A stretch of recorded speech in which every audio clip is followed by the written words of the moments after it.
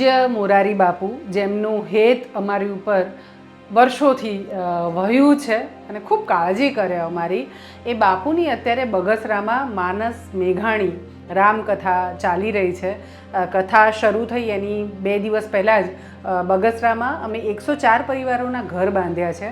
તો એ ઘરનું ફાઇનલ સ્ટેજનું કામ ચાલે છે. તો હું જોવા માટે ગઈ અને મેં ત્યાં બધા પોસ્ટર જોયા અને રામકથા હોવાનો ખ્યાલ આવ્યો એટલે બાપુને એક મેસેજ કર્યો કે તમે કથાથી અમારું આ જે વગડામાંથી વાહલપની અમારી જે વસાહત બની છે એ લગભગ 1-1.5 કિલોમીટરના અંતરે છે. બાપુ તમે પધારશો? અને બાપુએ તરત જ કહ્યું કે હું આવીશ.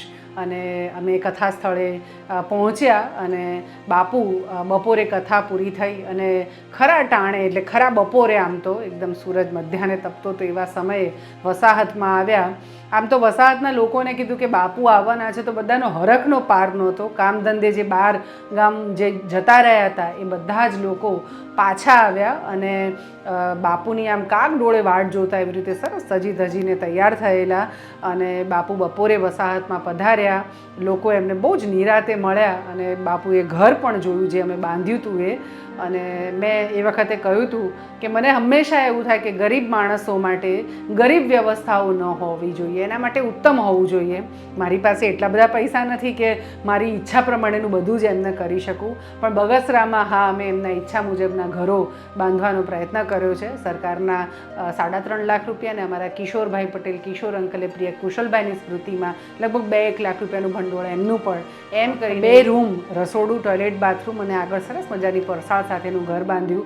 બાપુએ કહ્યું બહુ મજાનું બાંધ્યું છે તમે.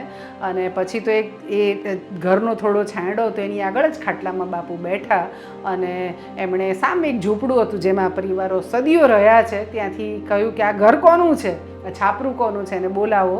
અને અમારા શૈલેષભાઈ છે એ આવ્યા અને એણે કીધું કે ભાઈ મારી માટે રોટલો ઘડી આવે એમ. અને બધા તો ઓર રાજી કે બાપુ અમારા ઘરે જમે એમ કરીને. આમ એક સંત પુરુષનું કર્તવ્ય કહ્યું કે આ પ્રકારે જ્યારે એ કોઈ કદમ ઉઠાવે છે તો આખો સમાજ એમને જુએ છે. એ નાત જાતના વાડા ભેદભાવ તૂટી જાય છે.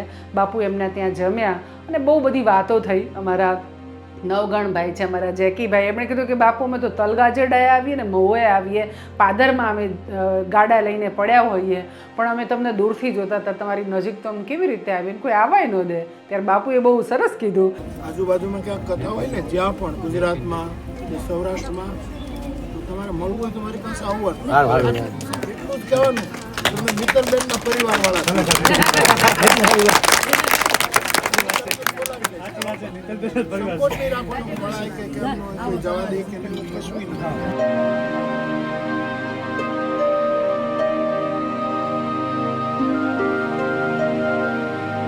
કે હવેથી તમારે જ્યારે મને મળવું હોય ત્યારે તમારે આવવાનું, તમારે એવું કહેવાનું કે આ હું મિત્તલનો પરિવાર છું એમ, એટલે તમને કોઈ રોકશે નહીં. આ અમારી માટે બહુ મોટી અને ગૌરવની વાત છે અને બહુ જ ભાવ હતો. એકચ્યુઅલી 2011માં પૂજ્ય મોરારી બાપુએ અમને રામકથા આપેલી અને એ વખતે એક સંકલ્પ કર્યો હતો કે હજારો પરિવારોના ઘર બાંધવા છે અને એમને વગડામાંથી વાહલપની વસાહતમાં લઈ જવી છે. એના જ ઉપક્રમે 2000 ઘરો અમે પૂરા કર્યા અને બાપુને કહેવું હતું કે તમે જુઓ, વર્ષો પહેલાં તમે અમારી ચિંતા કરી અને પહેલી વખતે બાપુએ જે કથા આપી 2011માં, ત્યારે આખા સમાજમાં એમણે 9 દિવસ આહવાન કરેલું કે આ સમુદાયો આપણા છે, એમને સ્વીકારીએ.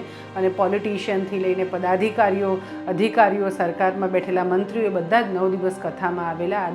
આદરણીય હર્ષ બ્રહ્મભટ્ટ છે, એમણે આમાં મદદ કરીને અમારા સંસ્થાના પ્રમુખ રહી ચૂકેલા આદરણીય માધવભાઈ રામાનુજ, પારુલબેન દાંડીકર, આ બધા અમે સતત સક્રિય રહ્યા. અને એ કાર્યક્રમ પછી વિચરતી જાતિઓની આખી ઓળખ ઊભી થઈ.